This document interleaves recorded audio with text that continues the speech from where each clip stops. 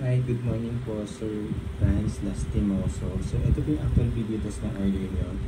Ang MSI GeForce GTX 1050 Ti 4GB GDDR5 OCP1 version 12 fans. Note lang po, Sir Franz, yung power supply nyo po, gamit lang po kayo rated at branded po na power supply.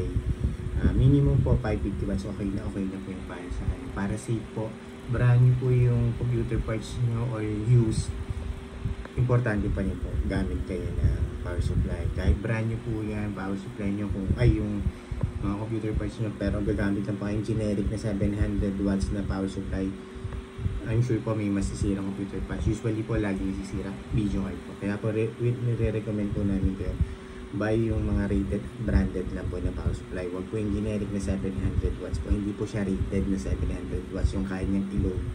So yun po nire-recommend namin. Buy po kayo ng rated at branded na power supply. Hindi po 550 watts minimum, okay na po. Yung mga brands po like MSI, Asus, Gigabyte, Corsair, Seasonic, Thermaltake, yung mga ganyan po. Silverstone, yan. Pwede na po. Rock, pwede po. Serial number.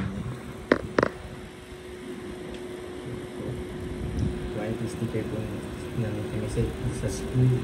Official warranty po nila. Means po yan, never po yung open or na-repair. Guarantee po yan. Warranty sticker po namin. Please note po, huwag niyo pong bubuksan or aalisin yung mga warranty sticker para po may problem, mapapalitan po namin o pwede po namin i-troubleshoot. Pero pag in-open niyo po yung warranty yan, yung warranty ng MSI, warranty po namin, nag-is po, mabuboid po yung warranty po, hindi po kami mag-accept ng warranty claims na binuksan po yung sticker. So, lahat naman po niyang stored na yun, kaya po yung mga warranty sticker. Kaya po, paano po yung roll po, thank you, Sir Rance. Ayan, ito po sa per market, tinitest ko din siya ngayon habang in-explain ko yung mga warranty natin. Ayan, time po running sa per market. Ayan, 8 minutes 37 seconds na po. Ayan, open GL errors 9. Reading po ng MSI Afterburner software. Tapos yung graph. Ayan, yung line po na nasa taas. Napaka-smooth and stable lang. Straight na straight lang yan. Po yung buong view, sir. Wala pong kahit na anong issue. Walang random restart or random shutdown. Walang hang entries. Wala din pong BSOD at cartridge display na lumalabas. Napaka-smooth and stable na po. Guaranteed dyan namin sa inyo, sir. Wala po ang magiging sakit ng ulo. Okay po.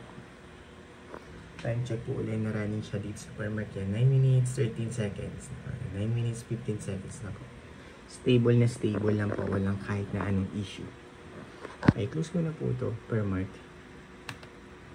Ito yung permarket, yung nara natin, yung settings ng nara natin. Ito po reading ng MSI Afterburner software. Yan po yung GPU detected niya. Ito naman po, full details and specs po sa GPU-C. Yan. Sensor, yun. Lahat naman po may reading, magaling baba. Tapos driver check. Right click lang po sa desktop. Importante po ito na i-check nyo na naka-install yung driver.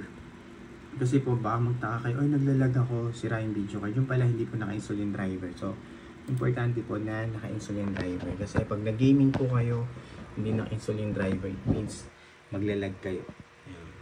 Tsaka importante po na naka-install yan. Kasi pag hindi po na-install yung driver, it means may problema din yung PC or yung video card nyo po may issue. Sira po yun pag hindi nag-install yung driver. Kaya napaka-importante po niya yung driver na naka-install po. Okay? Yan, driver information niya, system information niya. Okay. Yan lang po. Tapos, open po Google Chrome for time and date checking po para alam nyo real time kung anong araw po namin time and date nire-record yung video test ng order nyo before po namin ship out.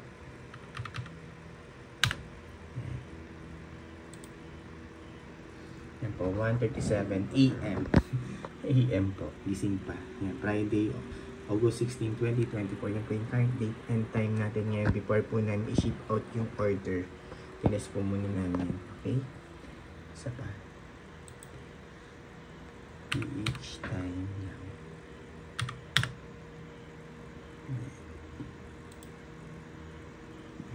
Yan lang po. Same lang po sila yan. Okay, real time po yan. po, pag gusto nyo po i-double check kung real time po talaga, kung na-edit or nadadaya, ayan, pwede nyo po puntahan yung website. Ayan, yun po yung isa, ito po yung isa. Ayan, pwede nyo po ma-double check kung legit at kung real time po. At kung nadadaya din po. Ayan, yun lang po sir friends. Close po nyo po ito. Ayan. And shut down.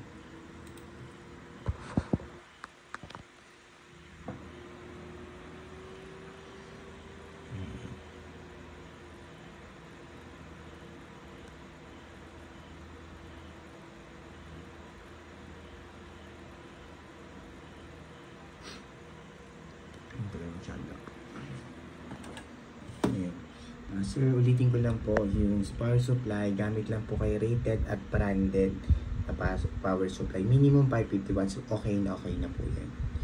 Okay? Huwag po yung generic na 700 watts. Lalong-lalo na kung use po yung power supply, huwag po. Sigurado po hindi tatagal yung video card nyo. Brand new or second hand po yung video card nyo, hindi po yung tatagal kung gagamitin nyo ng generic na power supply. Okay po?